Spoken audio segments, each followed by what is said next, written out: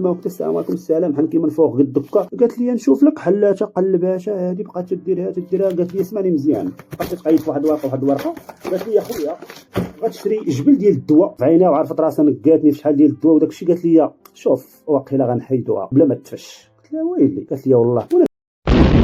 مرحبا بالاخوان وتحياتي. الموضوع ديال اليوم اللي غنتكلموا فيه ان شاء الله هو على المرض ديال المؤثر الاجتماعي في مواقع التواصل الاجتماعي المعروف بالسيهوش. واخويا حنا مرضيين الوالدين. الشخص اللي كلكم شفتوا الفيديو ديالو الاول فاش حطو تكلم على المرض ديالو، وشفتوا التعاطف اللي وقع عليه من طرف الناس اللي تعاطفوا معه ماديا ومعنويا واجتماعيا، وشفتوا الفيديو من بعد العمليه اللي دارها وتشافى باذن الله سبحانه وتعالى الناس اللي تكلفوا به ووقفوا معه. هادشي كله شفناه فرحنا ليه وما كنبغيو حتى شي واحد يمرض، يعني هذاك الامراض والعمليات وهادشي كامل، يعني فاي واحد كنشوفوه كيطيح في هادشي فكيبقى فينا، والحمد لله على انه دار العمليه وخرج منها بخير وعلى خير وتشافى.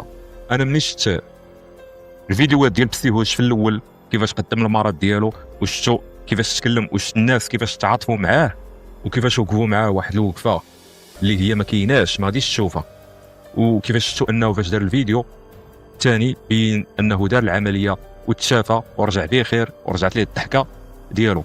هنا خلاني انني نتكلم على واحد الموضوع اللي هو حساس بزاف، وموضوع اللي هو موضوع الساعه، هو المشكل ديال العلاج والمشكل ديال السبيطارات في المغرب. اخذوا مثلا بسيهوش كشخص عادي ما عندوش قناه في اليوتيوب، ما عندوش واحد الشهره حتى واحد ما كيعرفه، لنفرض مثلا انه جاه نفس المرض، نحطوا واحد الشخص في نفس المشكل اللي وقع لبسيهوش ونحيدوا ليه الشهره ديال مواقع التواصل الاجتماعي وداخله فيها الشرطه وكل شيء، دايره بوك صاحبي امك صاحبتي اختك صاحبتي، ودايرين باب كيدوروا بنادم وكيشدوا 400 ولا 1000 فرانكات وتيدهن السيري سير. كما كنعرفوا ان الانسان المغربي ولد الشعب، فواحد النسبه كبيره اللي كتعاني من الفقر والهشاشه، ما يمكنش لك انك تتعامل مع المرض الا جاك في المستشفيات الخصوصيه الكلينيك اطباء اللي هما غادي تخلص فلوس. فسمعتوه شنو قال لك ملي بقى كيتوافد على المستشفيات العموميه فالرونديفو كيكون فيه 3 شهور 6 شهور عام على حساب شحال ديال الكثره ديال البشر اللي كاينه تماك وشحال ديال الناس اللي كيتسناو الدور ديالهم وكيموتوا عرق بعرق. اللي غادي نعرفوا هو ان المغرب يعني فيه المنظومه الصحيه زيرو، ولكن ملي كيكون عندك الفلوس فكتولي مزيانه بخير، كتعالج في اقرب وقت ممكن وكتعرف شنو عندك، عكس ان الا ما عندكش الفلوس وكنتي فقير واحد الانسان كتوافد على المستشفيات الحكوميه وكتسنى النوبه ديالك، فكل واحد كاين اللي غادي يقول لك ضرسه منفوخه، كاين اللي غايقول لك لا شرب غير الدواء، لا دير غير هادي ندك لك واحد ليبرا سير ترجع، لا داك الشيء والو، كاين كل واحد شنو غايقول لك.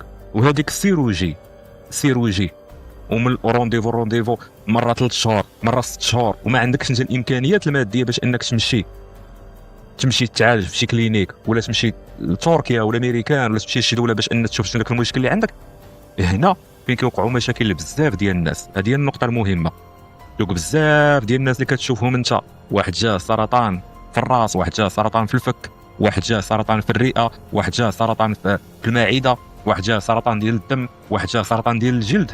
فهادشي كله بسبب الاهمال الطبي اللي كاين في المغرب. تنقولها وتنعاودها، حيت علاش انت من الاول كيكون عندك تشخيص غلط. وهو هذا بسيهوش هذا بنفسه قال لك انني قبل ما ندير الفيديو والحاله ديالي تعاطفوا مع ناس ويوقفوا معايا ناس وكذا، فكل واحد كنت مشيت عنده يا طبيب ديال مستشفى عمومي، يا مشيت مثلا عند شي واحد في شي عياده، كل واحد كيشخص لي المرض كما بغى. واحد طونتيز قال لك بغات تجبد ليه السنه بالقاط، وهي ديك نورمالمون ديك السنه ما كيخصهاش، ديك الدرسه ما كيخصهاش تحيد ما كيخصكش تجبدها، ديك البلاصه خصها عمليه لانه كان عنده واحد الورم حميد. هنا كيبان لنا ان المغرب عامر بسيهوشات كثار. هو الفرق ما بين بسيهوش ديال اليوتيوب وهاد البسيهوشات الكثار اللي كاينين. هاد البسيهوشات الكثار ما عندهمش واحد الشهره، ما عندهمش واحد القناه فين يوصلوا الصوت ديالهم، فين يخليو الفلوس تجي، فين يخليو المعارف يوقفوا معاهم. فهاد البسيهوشات الكثار اللي كاينين مساكن، هاد البسيهوشات كثار اللي حتى هما عرضه للامراض في اي وقت، عرضه للاورام حميده او اورام خبيثه في اي وقت، وفي اي زمان وفي اي مكان، وما عندهم لا حنين لا رحم من غير الله سبحانه وتعالى. الفرق هو الشهره.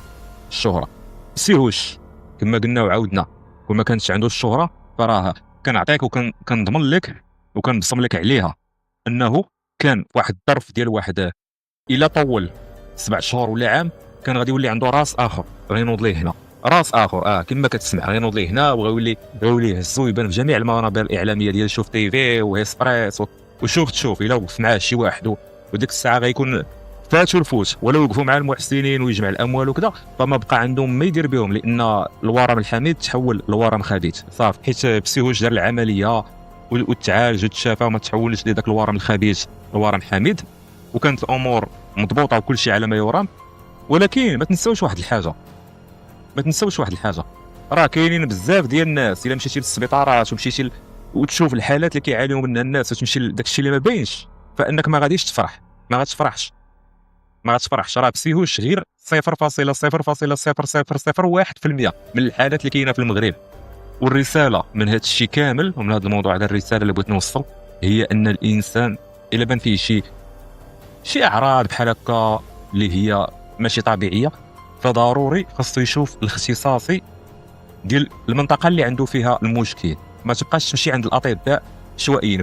فانا نقولها لك، فالاطباء راه ماشي تسمع انت طبيب يسحب لك راه عارف كل شيء، راه والو. داك الشيء انا اللي غيعطيني طبيب وغيقولوا لي طبيب، راه ممكن ندخل غير للذكاء الاصطناعي GPT شات ونقول له الاعراض اللي عندي، وراه داك الشيء اللي غيقول لي الطبيب اللي غنمشي عنده هو اللي غيقول لي الذكاء الاصطناعي. ولكن الاختصاصي في واحد البلاصه، بحال مثلا اختصاصي في مفاصل العظام، اختصاصي في الفك، اختصاصي في جراحه الراس والاعصاب، يعني كيكون اختصاصي، كيكون فاهم اشنو عندك، لان ديجا كيكون داير بزاف ديال العمليات في نفس المنطقه وجا عنده بزاف ديال الاعراض بحالك وكذا، كيكون عارف.